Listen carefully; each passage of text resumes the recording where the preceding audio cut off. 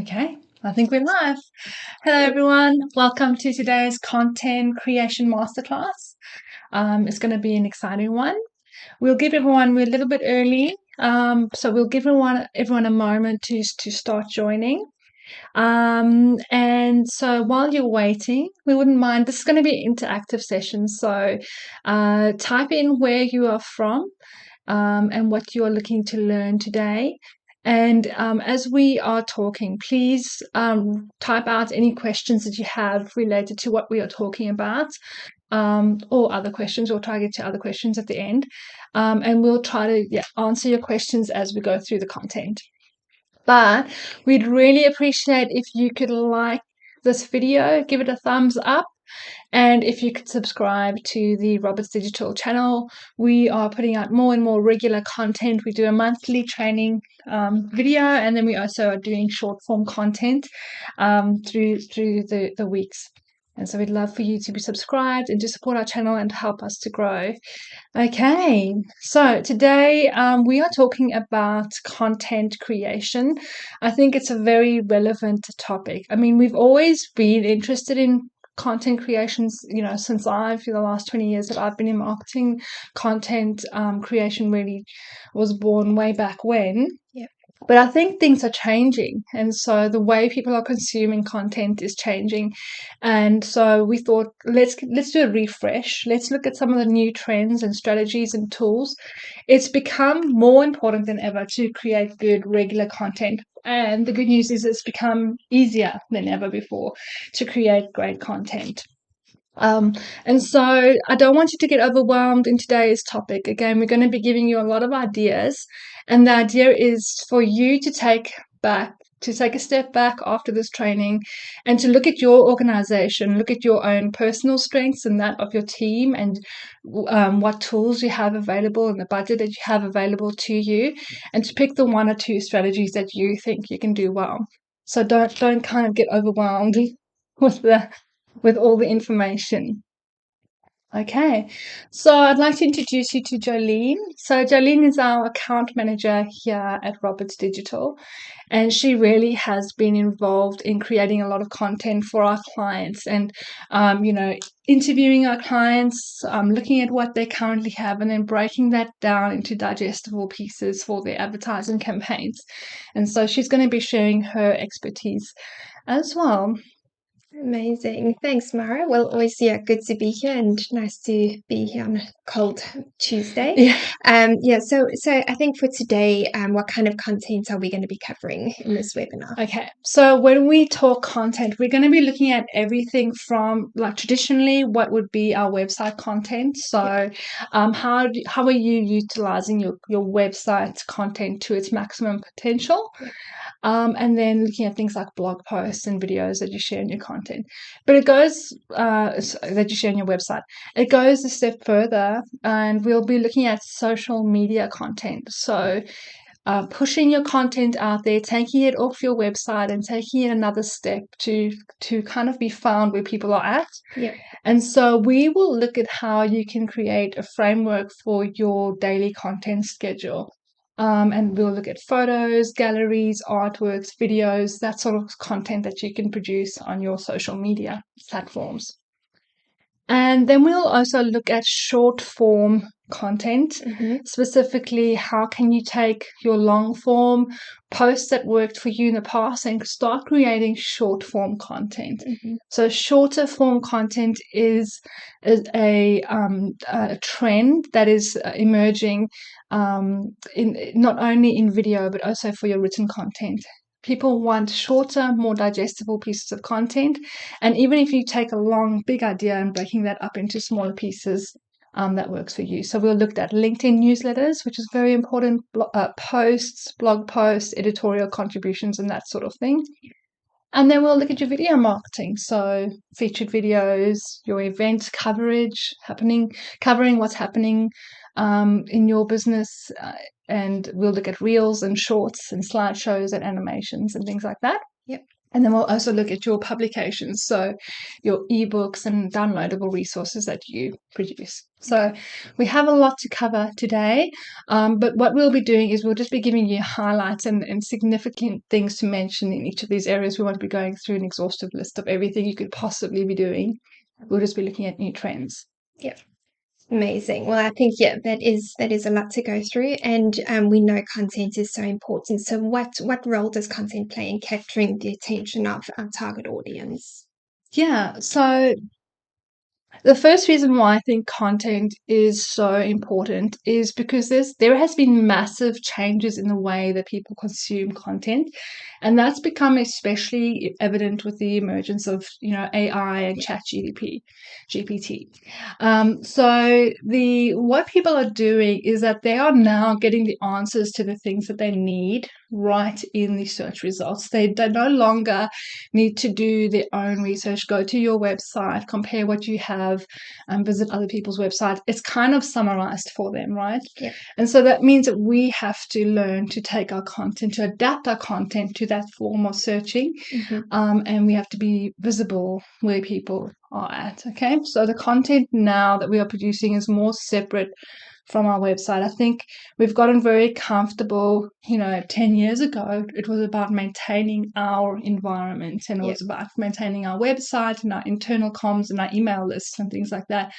But now it's become more public platform, shareable content that we have to get out there. Okay, so I think that's important. And so content creation helps us to stay visible and relevant in an ever-changing world. And then secondly, I think content is really important for claiming our piece of the attention pie, like staying relevant. And so I looked at a stat the other day that said over 1 billion hours of content is consumed every single day on YouTube alone. That's YouTube, one platform, 1 billion hours. And I got a little bit depressed when I asked myself, how many minutes did I get that day? Because there's 1 billion of them out there. And so it's so important that we realize people are paying attention to things, and we need to learn to step into the stream and start getting involved in that conversation and getting a piece of that attention pie. And so content creation is our number one tool for that. The next reason is that your leadership voice is so important as a brand, and it's important that that people don't like to buy from nameless, faceless businesses. They want to know who's behind the brand, and they want to see some life behind the brand.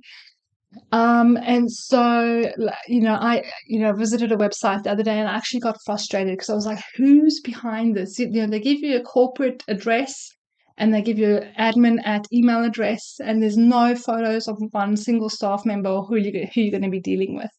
And I think people actually want to see connection, and content is the way to give personality to your brand.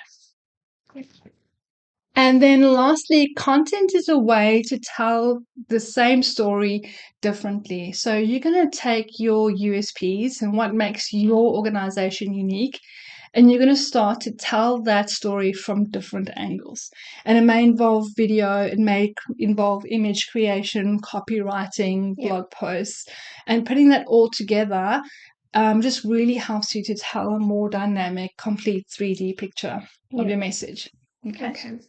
Wow. All right. Well, I think you've delved a lot into all the forms of content. So it would be great if you could walk us through a content marketing plan and what that looks like and give us some examples. Yeah. I'm just going to quickly, so hi, Nicole from Christian CN. Great to see you again. And Foundation Christian College, Michelle. Hello. Welcome to the live stream. Okay, so sorry, what was that? So I think now that we've gone into all the different forms of content, it would be great to know how we now build out that content plan, and maybe you can share some examples. Yeah.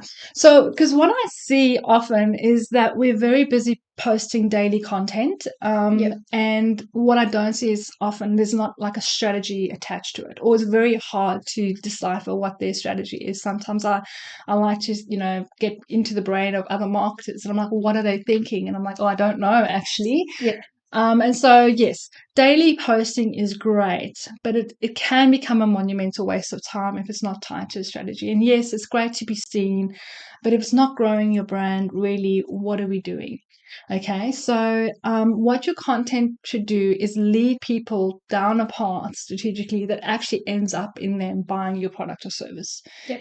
Okay, and so that's what we do. So I want to talk about the layout of your content strategy on 3 tiers. So the first tier, top of funnel. This is common marketing speak. So let's just look at the top of the funnel.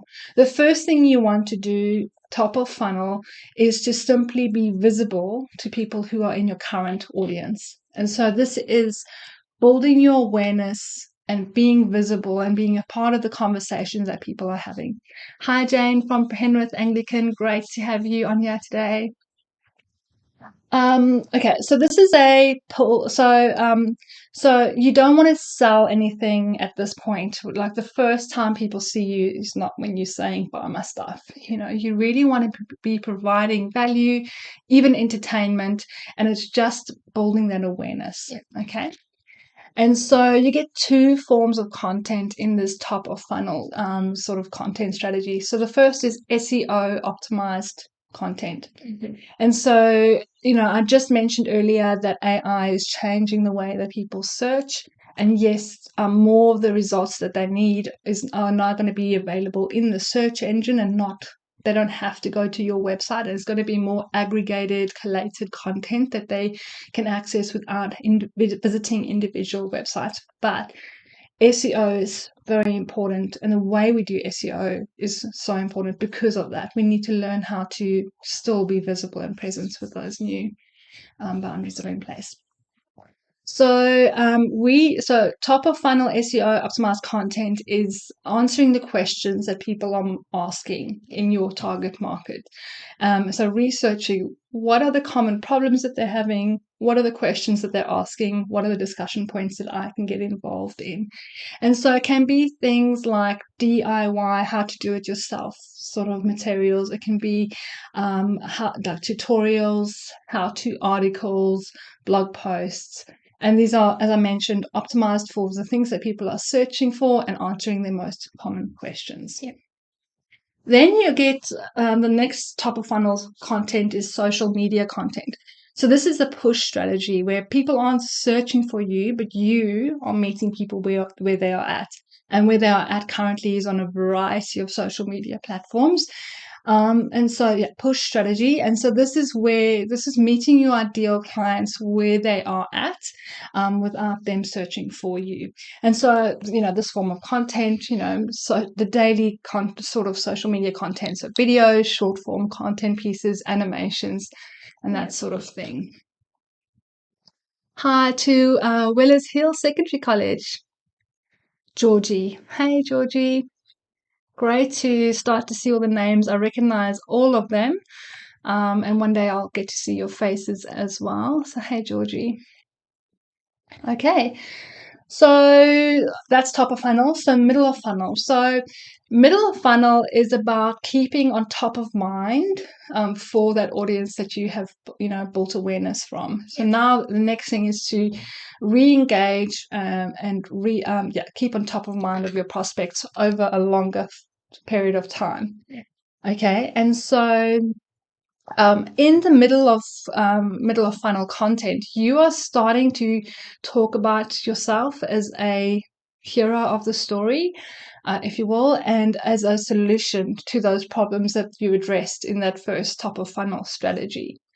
And so this is where you really start building community. So our last month's discussion was on community building, and really that's middle of funnel. That's one of your crucial middle of funnel strategies is building that community. And so there's several pieces of content that you can create middle of funnel. So I'm going to talk about a few that kind of stick out as good opportunities to me. So podcasts. Podcasts are an amazing tool for your middle of funnel strategy because it's longer form and it's a more relaxed format, and it really helps you to highlight the people behind your brand, people get to know them, they build that connection with them, and they want to start hearing from you as a company and as a person behind the brand. And then you get product and service demonstrations. So this is where you start to talk about yourself, but you're not kind of giving that hard sell. And so it can just be things like, what does it look like to be in one of our classrooms, or what does a day in the life of one of our students look like? It's that form of content where it's entertaining, it's valuable, it's insightful, it's talking about you, but not in the way of, buy, subscribe now, sign up now. But it is giving people insight about what you're offering. The next one is for you in the middle of funnel is to share facts and research about how people can make a decision. And so we did a piece of content like this a little while back on how to choose a marketing agency. It's just taking that next step, helping them, giving them the resources that they need to start making a decision to buy from you and helping them decide. And then the last two, so lead magnets, are things like ebooks, downloadable resources, guides, valuable research that you've put together, that you've taken the time to put into a valuable resource for people, and it can actually help you to build your email list. Yeah. And then last but definitely not least is email marketing. So email marketing, again, I say this, I think every time I speak, email marketing is such an important tool. Yes, today, if done correctly, if you are using well-written content, if you're engaging your list regularly, it's still one of the best ways to engage your middle of funnel audiences, because it allows you to engage and re-engage and to start, especially if you tie your email marketing into your website, so you can start to see the behavior of what's working, what content are people clicking on, which pages on my website are they visiting, what do they want to know about, what's, if you understand what's leading traffic to me, you can then start to customize your email marketing to what people need. And another thing that once you get more advanced is to start segmenting your communication. Yeah. So I always get irritated when I get, my email inbox, I unsubscribe from newsletters within 2 minutes just because it's so hard to manage. But the thing that really frustrates me is when I get an email saying, oh, we're having this amazing event in, New Zealand, or so I'm not even there, and it's tomorrow. They haven't segmented their list or thought about speaking to me specifically about why I subscribe to their list. So segmentation is important. Start talking about the year levels that people are interested. If they're thinking about prep in 2 years' time, how amazing would it be if you sent them great, insightful content that they need for where they are at? Yeah. Amazing. So yeah. All right. So now we've spoken about top of funnel and middle of funnel. So what are we going to do to get people across the line? Right. Okay, so now is the time where we get to capitalize on all that trust. And I hate to say it, but most people focus all their marketing here, and they kind of like shortcut the top of funnel, especially schools. I think schools, because of the nature of our work, the amount of staff members we have in our team, I still see a lot of bottom of funnel, maybe middle of funnel marketing being pushed on, and that's all. There's no top of funnel engagement or taking a step back from the brand and just being creative. So it's something we need to focus on. But bottom of funnel, what we are focusing on is that pre-sale content. What's going to help to get them across the line? Anything that helps you to get them across the line and directly points to you as a solution. And for schools, that would be our prospectuses, it would be our virtual tours or a student-led tour through the campus. It would be information nights or events, and then also lastly proof, testimonials and case studies. These are very important, and I would use these across all the different platforms. If you get one parent testimonial in, I would be creating 5 different pieces of content from it. And also I would be showing faces and names and making them, that just makes them more credible as testimonial. So every time you get a Google Maps testimonial in, even make a post out of that and share that as good news to get people across the line. Great. Yeah. Yeah. So I think, we've spoken Yeah, we're really getting deep dived in here. So when we want to generate new content, I think we all want to overcome some creative roadblocks. Yeah. And I think we also all really want to be consistently generating engaging content. So can you share some practical tips and suggestions on how we can deliver content that resonates with our target audience? Yeah. I mean, there's no doubt about it. Content is hard work. We work hard for our day-to-day content, and there's some days you just have to stick to it because, we said we're going to do a daily piece of content, and so we are sticking to it.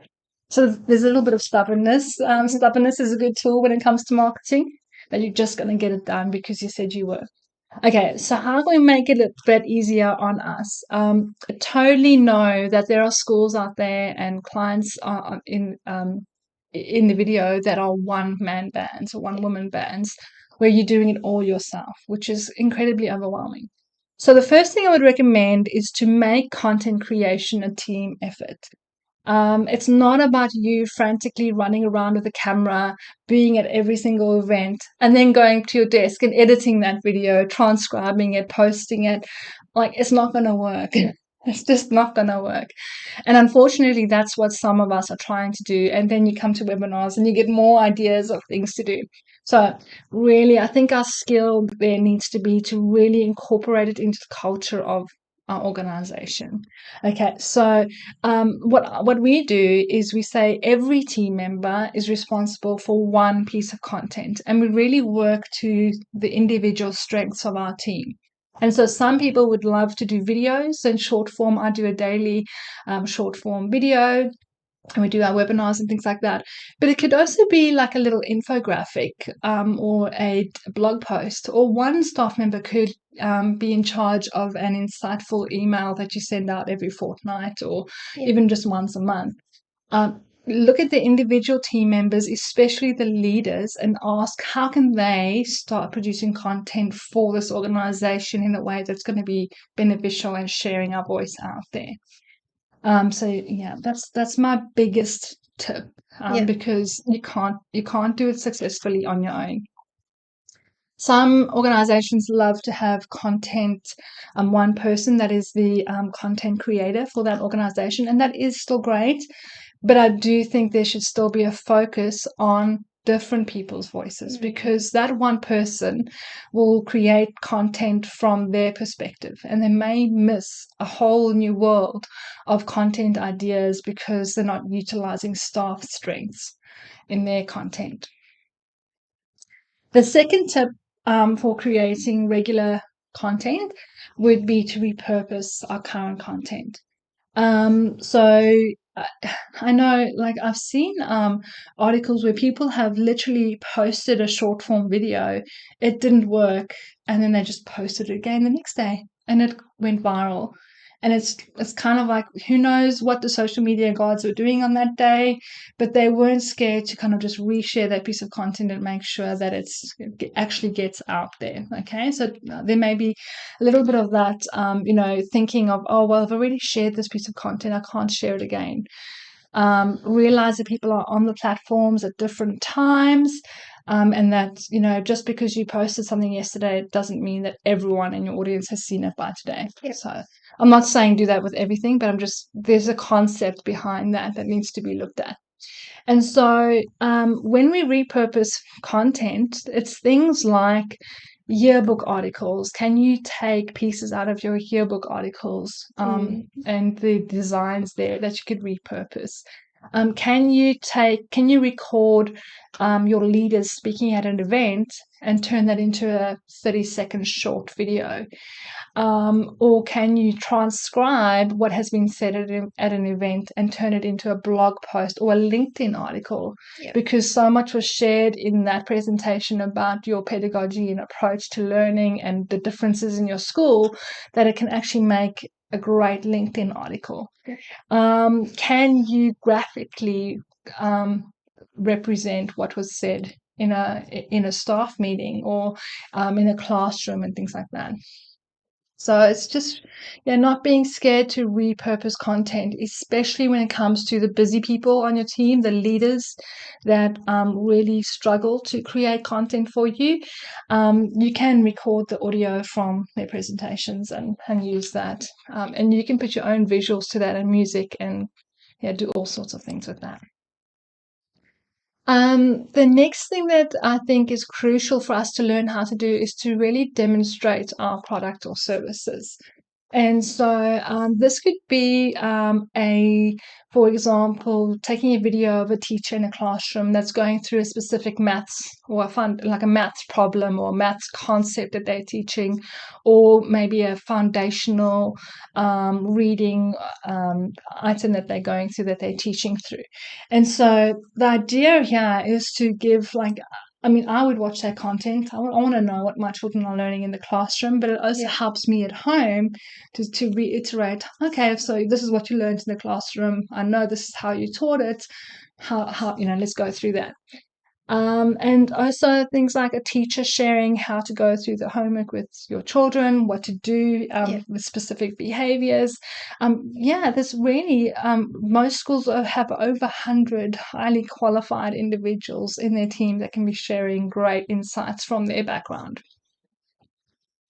Okay, so I hope if anyone has any questions, just type them in the chat and we'll get to them.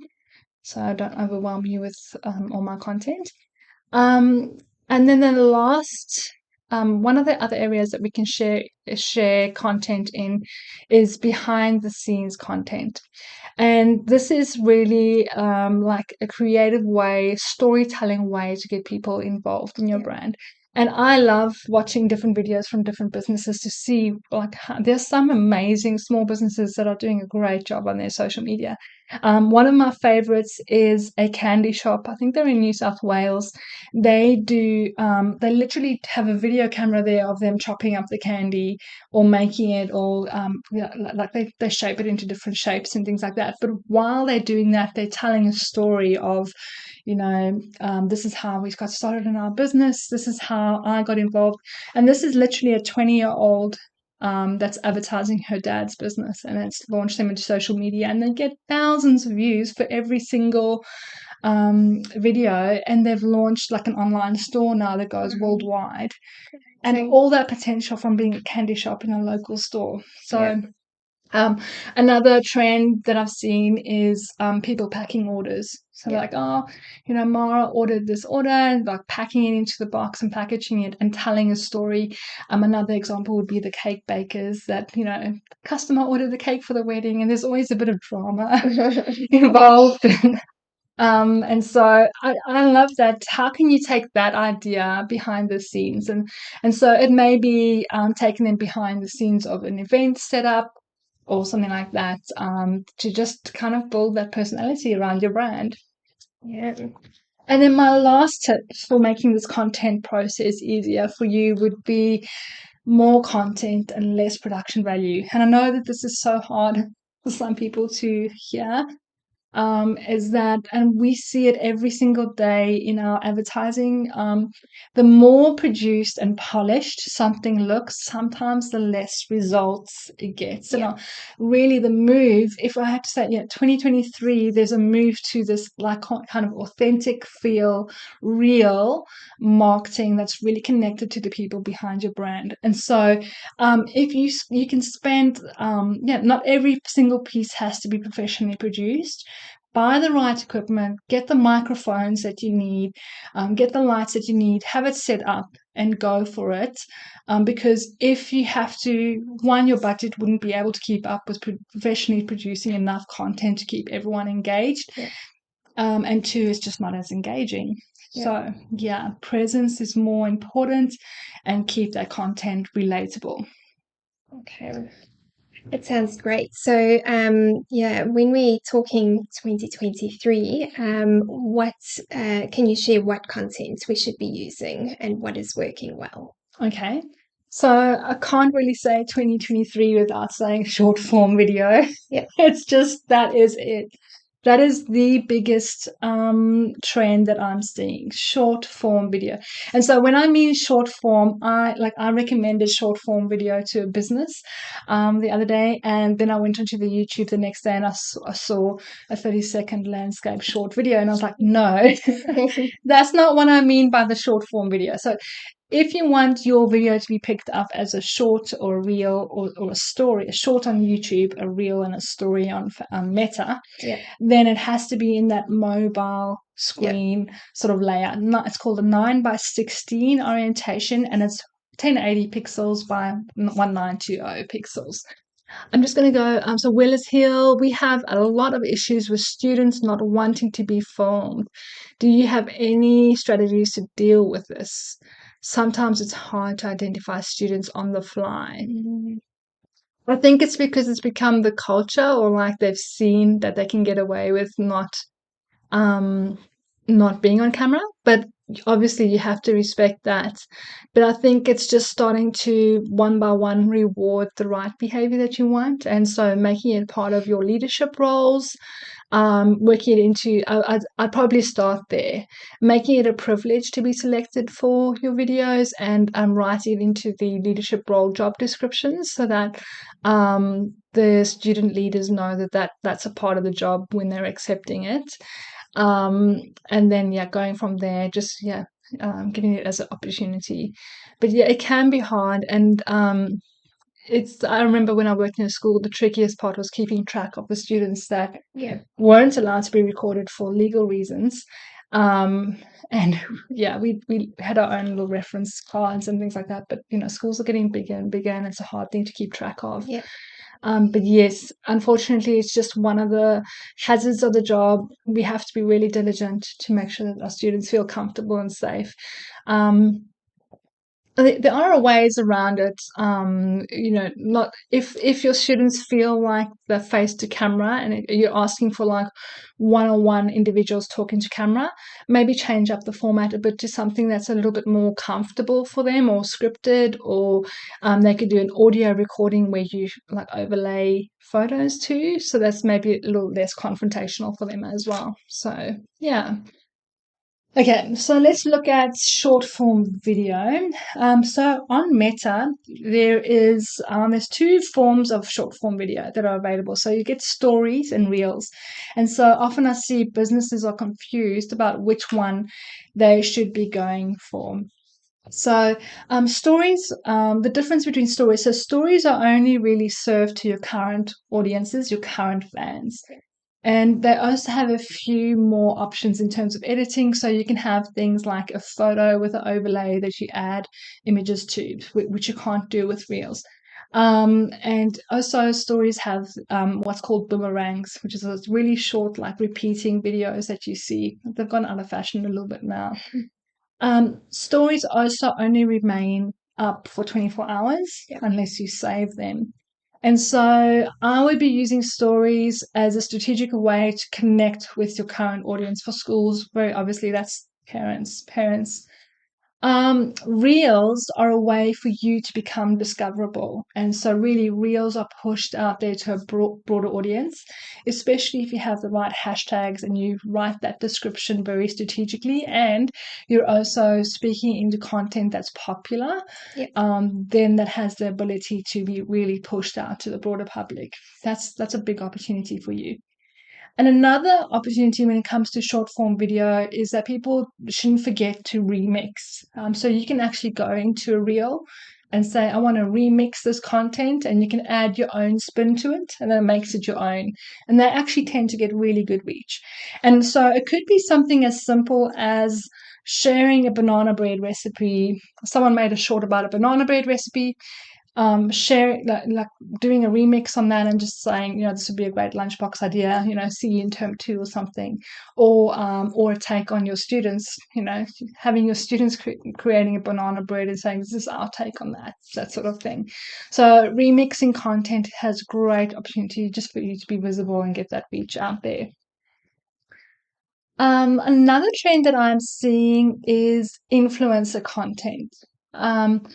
And so this is where again, this is the move to that more authentic content that people want. They want to see people and faces behind the brand, and influencers is another way to do that. And so typically when people think influencer content, they think, makeup brands, clothing brands, and that sort of thing. But I think there is opportunity there for schools to think about how can we use that medium to our benefit, especially when you start looking at your alumni, and the places that your alumni may be seen in, and how you can make that connection. There's a lot of opportunity there for you. And then the last piece of the last trend that I'm seeing, again, that move to shorter form content, LinkedIn newsletters, or shorter form blog posts, wherever you post them. LinkedIn newsletters is just one of those places. Really taking your long blog posts that used to do well for you 5 years back and repurposing it, rewriting it, giving bullet points to it, and summarizing it into short form content and publishing it on platforms like your LinkedIn newsletters is an amazing opportunity for you to take advantage of. Right. So now that I've spoken about content and we've looked at a few ideas there to help you in your day-to-day content marketing, let's bring out Charlene to talk about advertising and how we should structure our advertising content. Yeah, amazing. So I think, you've really given us a lot to go through in terms of content. And I think if one thing still stands, content is still king. So amazing.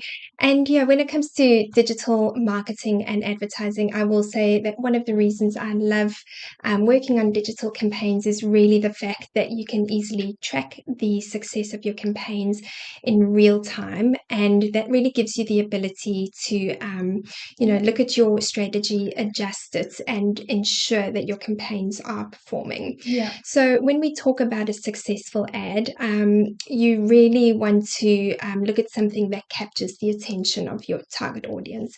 And again, the next step is that we want to compel them to take action. Yeah. So this can be done in a variety of ways. And when we are looking at building an ad creative or a digital ad, there are a few steps that we follow. So I think firstly it would be something that's visually appealing. Okay. So when we're designing a creative, it should feature definitely an eye-catching image. We want appealing colors. Yeah. We want a clean layout, and we also always look at something that matches the brand identity of the client that we're working with.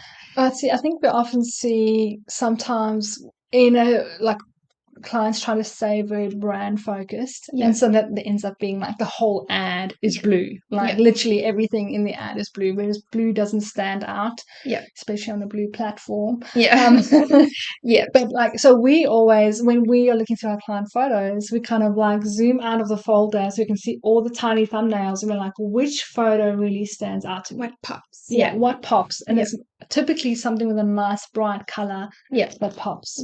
And that really is what's going to work well to get your ads reaching that audience. So I think next, in terms of visually appealing, we definitely also look at a 80-20% ratio when building out an ad creative. So when I say that, it's really that 80% of the image is the image that you choose is the hero, and 20% would be the text overlay. So whether that's the call to action, whatever the brief is that we're designing.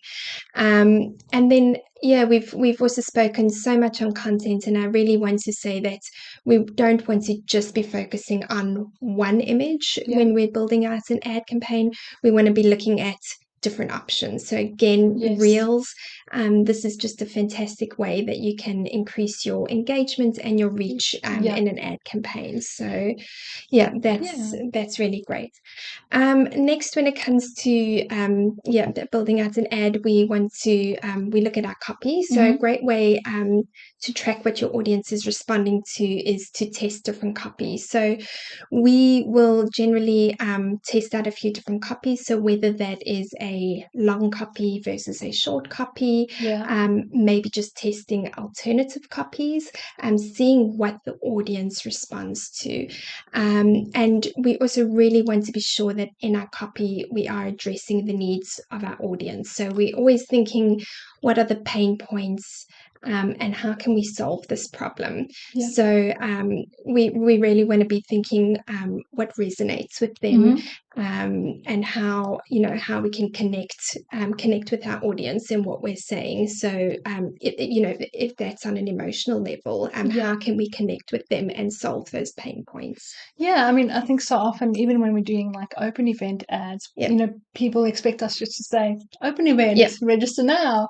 But we really like to open it up with a strong statement that's going to make a parent stop and scroll, like a differentiating statement. And then, a longer form our longer form ads really go into the USPs and then into the open event. And every time those convert better than register for our open event, full stop. Definitely. So, Definitely. Next year, I would definitely say that having a clear call to action is probably critical.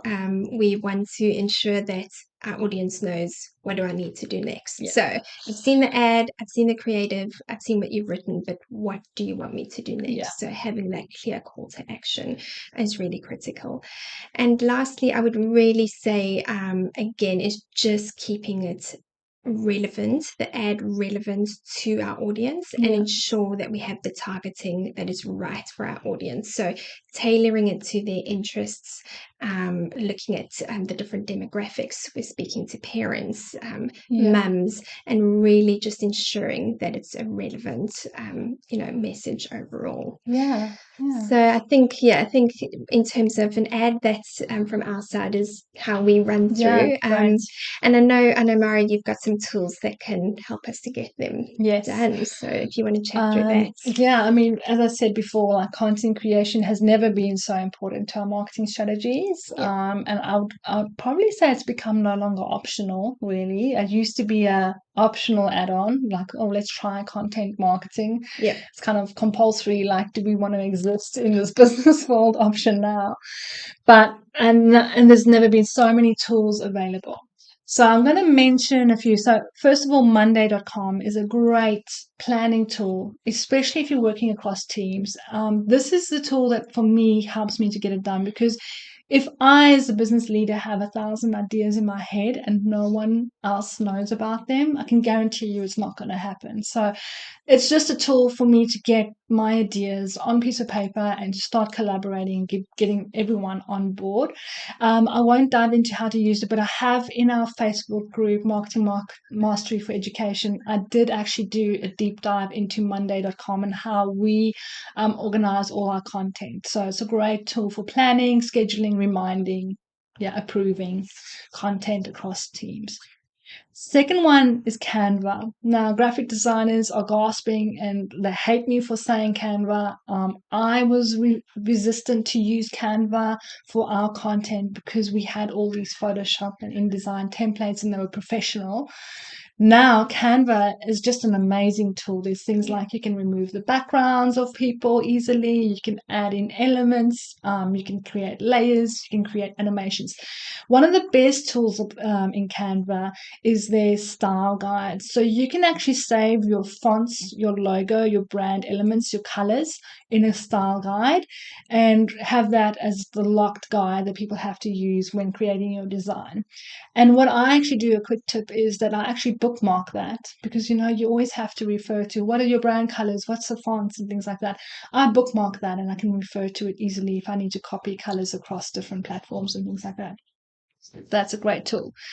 ChatGPT is another tool. Now, I'm going to just give a word of caution here because what I've seen is people producing endless amounts of talk and content. You thought I was going to not great quality content with ChatGPT, thinking, great, it's going to do my work for me. If it's going to be used like that, your ads are going to be average. And so yes, ChatGPT is an opportunity, but now the thing that's really going to make your ads stand out and your content stand out is the ability to use it as a tool, but not as the final product. Okay, so it's going to help you with your research, but you really need to have that big picture strategy, like that audience in mind, the emotions of being a parent when you're writing that copy and using the bits and pieces that ChatGPT can help you out with.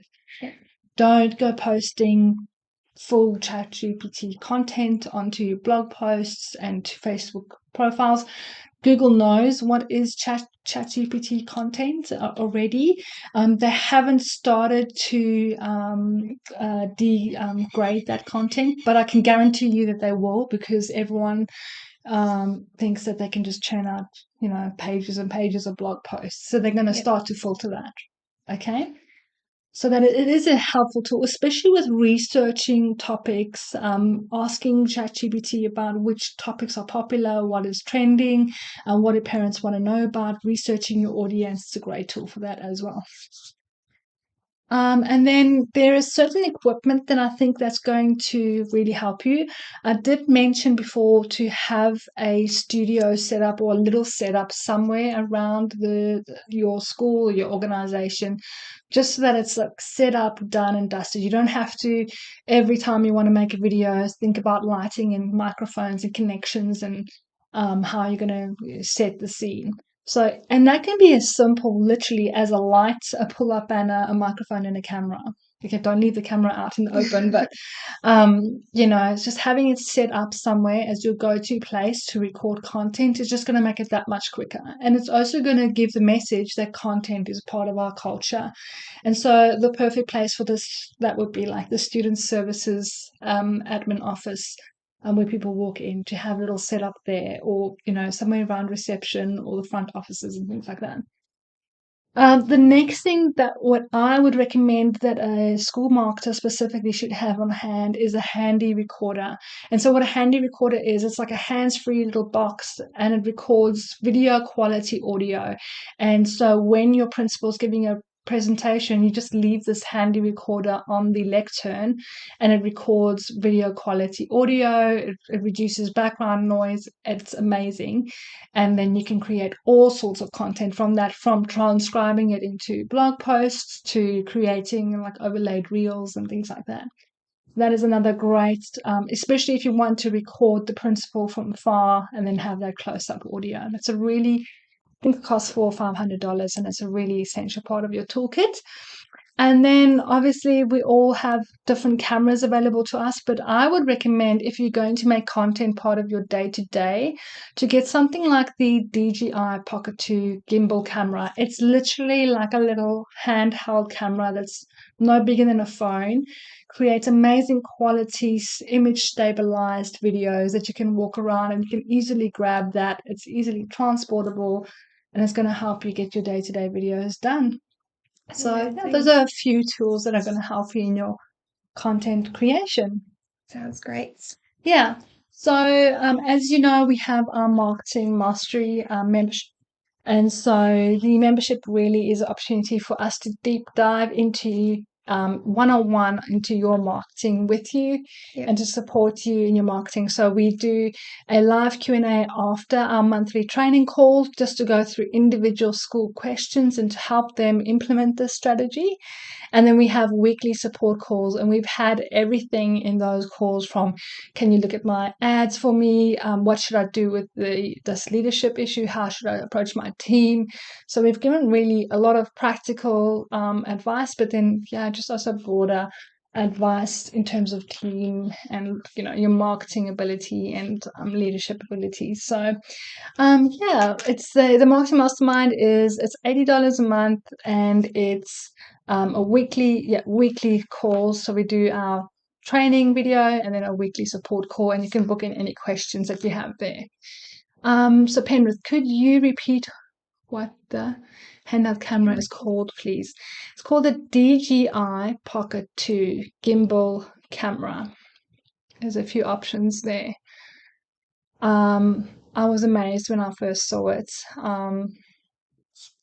Very handy device, especially for I know the roles that you're in and the running around and how quickly you need the cameras. And I've been that person with the camera bag and the lenses, and yeah, don't want to be that person again. So yeah, so